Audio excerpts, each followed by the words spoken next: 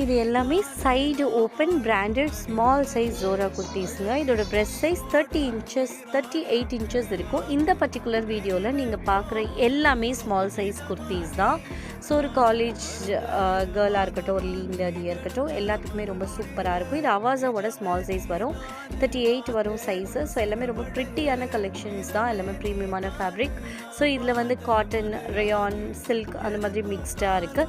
So varieties of colours இருக்குது. So இந்த video பார்க்குறவங்க we have this brand S to XXL.